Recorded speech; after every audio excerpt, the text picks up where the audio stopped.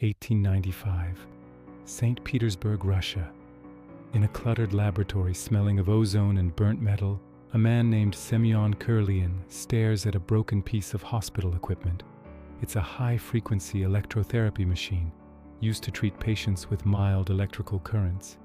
As he repairs it, he notices something strange. When an electrode comes close to the patient's skin, a faint, crackling glow appears in the gap. A tiny, silent lightning. For most, it would be a curious spark. For Kirlian, it is a window. Over the next 40 years, he and his wife Valentina would obsessively refine a method to photograph this glow. They would place an object, a leaf, a coin, a fingertip, on a photographic plate connected to a high-voltage, high-frequency electrical source. When the current pulsed, it would not take a picture of the object, but of the corona discharge surrounding it, a misty, colored aura of light. They called it Kirlian photography, and they made an extraordinary unscientific claim. They were not just photographing electrical discharge, they were photographing the life force or bioplasmic body, the soul made visible. The scientific establishment scoffed. It was parlor tricks, they said. Moisture, pressure, electromagnetic noise. Yet the haunting, beautiful images captivated the public imagination. They seemed to show a ghostly double, an energy body that changed with health and emotion. For decades, Kirlian photography remained a fringe curiosity, a tool for mystics and alternative healers. A dead end, until we accidentally built the world it predicted, because the Kirlians weren't photographing the soul. They were stumbling blindly onto the blueprint for the most intimate surveillance technology humanity has ever created. They were inventing the first camera that could see past the skin, and we have spent the last 50 years perfecting their accidental discovery into a world of scanners that see our fear, our lies, and our secrets. The setup, the allure of the invisible aura. To understand the power of the Kirlian claim, you must first understand the hunger it fed. The late 19th and early 20th centuries were an era of invisible forces becoming visible for the first time. X-rays, discovered the same year Kirlian saw his spark, let you see through flesh. Radio waves let you hear through walls. The atom was being split. The world was alive with unseen energies. So why not a human energy field? A life force that science had missed.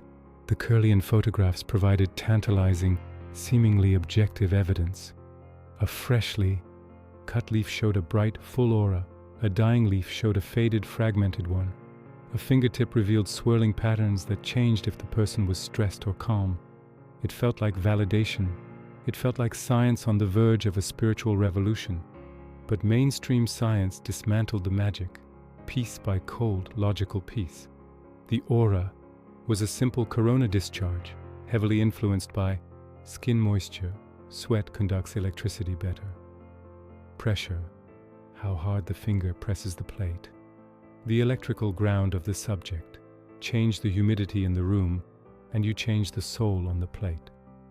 By the 1970s, Kirlian photography was relegated to the dusty shelf of pseudoscience, a beautiful mistake, an example of wishful thinking projected onto a mundane physical phenomenon. But in its failure to capture the soul, it succeeded in revealing something else, a profound, untapped principle. That the human body is a leaky radio transmitter, constantly broadcasting a cloud of subtle, involuntary physiological data. The Kirlians had built the world's first clumsy receiver for that signal. They just didn't know what the signal was for. The ghost in the machine. What was really in the glow? Forget the soul for a moment. Look at what the Kirlian image actually reliably correlated with. Emotional state. Anxious subjects produced more chaotic, spiky coronas. Calm subjects produced smoother ones. The Kirlian device was picking up changes in skin conductivity, a direct measure of the sympathetic nervous system, the very basis of the modern polygraph, lie detector. Physiological stress, injury, illness, and fatigue altered the image. It was detecting shifts in the body's electrochemical balance and local blood flow. The same data points now monitored by advanced biosensors in smartwatches and medical patches. The phantom leaf effect. The Kirlians' most famous claim was that if you cut part of a leaf away, The photograph would sometimes still show the ghostly outline of the missing part. Debunkers said it was residual moisture or contamination. But what if it was a clumsy capture of a different truth? The idea that a living system leaves an electrochemical footprint or pattern that persists momentarily after disturbance, a concept not unlike the transient electrical field studied in modern neurology and cell biology. The Kirlians thought they were seeing a spiritual phantom. They were actually seeing the smoke from the fire of metabolic and electrical processes. They had invented a crude analog biosensor and mistaken its readout for metaphysics. Their camera wasn't a window to the afterlife. It was a primitive mirror reflecting the intense, invisible storm of data that our living bodies constantly generate. They held up the first blurry photograph of the human data cloud, the digital reincarnation from aura to algorithm. Fast forward to the 21st century. The Kirlian principle, detecting and visualizing the invisible physiological emissions of the body, didn't die. It went digital and it went mainstream. We didn't perfect the soul camera. We perfected the body data scanner. And we built it into everything. 1. The polygraph's grandchildren. Voice stress analysis, VSA. Used in some call centers and security screenings. It doesn't listen to your words. It analyzes microtremors in your voice caused by involuntary muscle tension under stress, a direct descendant of the chaotic corona of an anxious Kirlian subject. Thermal imaging cameras, now in airports and public spaces. They don't see your soul. They map the heat and blood flow in your face, flushing, blanching the subtle warmth of a capillary response, all involuntary broadcasts of your emotional state, creating a thermal aura far more detailed than Kirlian's. 2. The quantified self. Your smartwatch is a Kirlian device strapped to your wrist. It uses photoplethysmography, LED light, to measure blood volume change, and galvanic skin response sensors to measure skin conductivity, the exact same parameters that change the Kirlian image. It doesn't call it your life force. It calls it your stress score or readiness level. 3. The emotional surveillance state. Affective computing.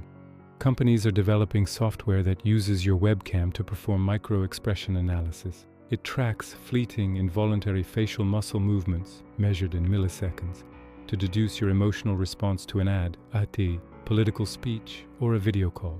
This is Kirlian photography for the face, mapping the invisible, involuntary electrical signals of your muscles, the modern aura of your intent and feeling. Functional near-infrared spectroscopy, FNARS. Headbands that measure prefrontal cortex activity through the skull. It's a direct technological attempt to do what the Kirlians dreamed of. Photograph the glow of active thought and emotion inside the body. We have surrounded ourselves with invisible, high-frequency fields that read us far more accurately than Kirlian's electrode ever could. The mystical aura has been dissected, digitized, and turned into a stream of biometric data points for marketers, employers, and governments. Speaking of invisible fields and capturing data, let's talk about the foundational layer of your project. You're creating a documentary that connects a historical curiosity to our pervasive present. You need audio that conveys eerie wonder, the crackle of discovery, and the subtle, ominous hum of being constantly read by machines. You need the sizzle of a high-voltage spark, the whisper of a photograph developing, the silent, algorithmic processing of a data stream. But sourcing that sound without getting tangled in a web of digital rights can feel like trying to photograph a ghost. That's where epidemic sound comes in. Think of it as your clean signal in a noisy spectrum. A massive library of high-quality, royalty-free music and sound effects. No static, no interference. Just clear access to thousands of tracks, from haunting analog synth tones that feel like old experiments, to cold digital glitch music, to the pervasive ambient drone of a connected world. Need the sound of a vintage electrical generator charging up? The pop of a corona discharge? The nearly silent whir of a LiDAR scanner? They've got it. Their search tools help you tune into the precise frequency you need. Right now, Epidemic Sound is offering a free trial. Use the link in the description to access the library. Thanks to Epidemic Sound for sponsoring this transmission from the edges of science and society. Now back to the laboratory and what the blur really meant. The Soviet context. Science under pressure. The Kirlian story is also a product of its place and time, the Soviet Union. In a state that had officially banned religion and mysticism, there was a paradoxical, state-sanctioned interest in parapsychology and extraordinary human abilities, provided they could be framed within a materialist scientific framework. A device that claimed to measure the bioenergy or bioplasma of living things fit a strange niche. It wasn't God, it was just an undiscovered physics. This allowed Kirlian research to receive some modest support, even as it was ignored by the wider scientific world. It was a safe kind of mystery for an atheist state. The ethical phantom, the unasked question. The Kirlians asked, can we photograph the soul? We never stopped to ask the more dangerous question their work implied. If we can photograph the invisible physiological signals of a person without their consent or control, what does that mean for privacy, autonomy, and freedom? They worried about metaphysics. We should have worried about biometric surveillance. Every step from Kirlian Spark to today's emotion tracking AI has been a step towards making the involuntary legible.